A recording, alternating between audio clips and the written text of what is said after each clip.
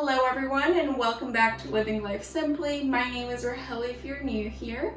And in today's video I wanted to share with you how I make an easy red lentil tortilla and also how I transform it into what I like to call an avodilla, which is basically a quesadilla, but instead of using cheese we use avocado. And I really enjoy having this during the summer as it doesn't take much heat to prepare and therefore my house can stay nice and cool. I also really like that it's packed with protein from the red lentils. I personally love avocado, so I really enjoy having this combo. But I will also share with you some other ideas on how to use your red lentil tortillas. And if you haven't yet, make sure that you're subscribed as I would love for you to join the Living Life Simply community. And now without further ado, let's get into the recipe. So I'm first going to share with you how I make this batter for the red lentil tortilla. And the first step is to grab your red lentils and blend them up into a flour. I like to do this in a pretty big batch so that I have it on hand, but you can also do the specific amount for this recipe, which will be a little bit less than half a cup of red lentils. And once you have your red lentil flour, you will add half a cup of that into a bowl and also add half a cup of water into the bowl, mix it together. And make sure you mix it well so that there are not any chunks in it. And then I continue to add a little bit more water at a time until I reach another half a cup. So that's about a cup total that goes into the batter. And then I personally like to season it. So I added some garlic powder and I added some salt, but you can decide to not season it and just use whatever you're filling it with as your seasoning. So once you have your batter, let it sit for about 5 to 10 minutes as the lentil flour will continue absorbing more water, and then we will prepare our tortillas. So I'm starting off by adding a splash of avocado oil onto a pan and heating it up. And I'm just gonna give it another quick mix through to the batter so I'm sure that everything is nice and evenly combined. And then I like to use a 1/4 cup in order to scoop it out and pour it. So as you saw, I actually ended up adding 2/4 cups of batter, and then I'm using the back of my spatula, as you see me do here, in order to flatten everything and make it even. So once it looks like it's pretty cooked through and it's easy to remove from the pan, I go ahead and flip it and I will let it cook just for a couple minutes on the other side.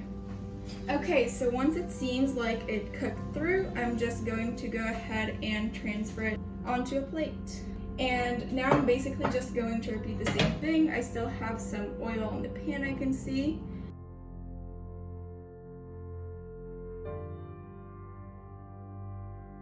Okay, so this one is also ready. So I'm going to transfer it to the plate. And we have for one more final tortilla. So as you saw, this recipe makes for 3 medium tortillas, and of course you can multiply this recipe if you'd like within that day or two. So that's what I prefer, but you can make them in a larger batch and actually freeze them and have them there to grab as you'd like them. And just defrost them on the pan though. And once I'm done with this, I'll show you how I make my avodilla. So for the avodillas, you have a couple of options. You can decide whether you want to just smash an avocado, but what I like to do is kind of prepare guacamole for it. So I use a 1/4 of a small onion, half of a small tomato, half an avocado, and half a lime. And what I do is I finely chop the tomato and the onion. Then I remove the avocado from its skin into a bowl and mash it up till I get a consistency that I like. And I add in the spices that I choose. Today I added some salt and some pepper. Next I squeeze in the juice of the lime or the lemon. Then I go ahead and add the tomato and onion. mix it all together and get this delicious and beautiful guacamole.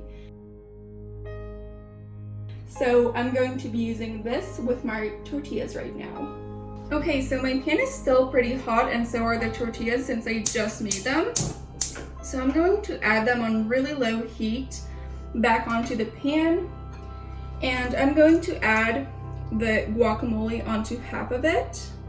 And I personally really enjoy spicy food, so I'm also going to add a bit of Cholula sauce. And then I'm just going to fold it up.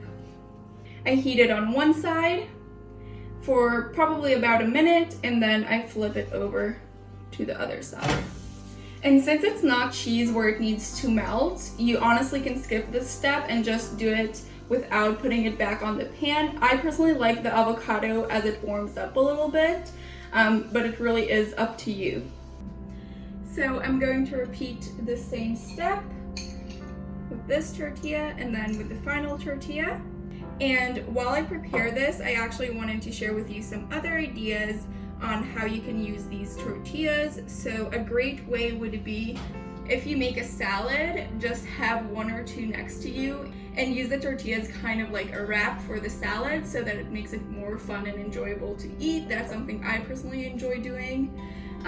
Or you can use them even as taco shells. You can use them for burritos. And something nice about them, they are quite flexible so that you can really roll them or fold them or do whatever you enjoy.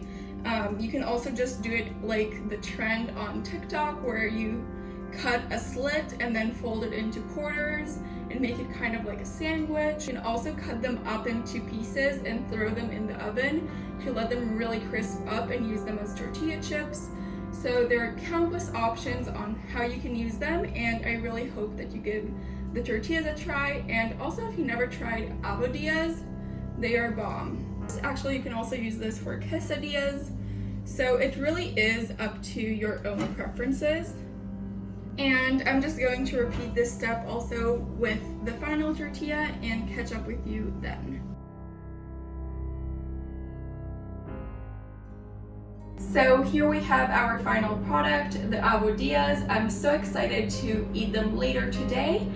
And I really hope that you guys will give it a try yourself, whether it's just the red lentil tortillas or the Avodillas themselves.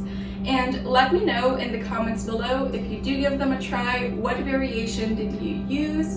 And also feel free to tag me on Instagram if you upload a picture so that I can see your beautiful creations. Also, if you enjoyed this video, I would love for you to like it as it really makes my day and helps me out with the algorithm. Also, if you haven't yet, make sure to subscribe down below as we're so close to 1,000 subscribers and I would love for you to join the Living Life Simply community. You can of course also share this video with whoever you think might enjoy this recipe, and I will see you very soon with a new video. Bye!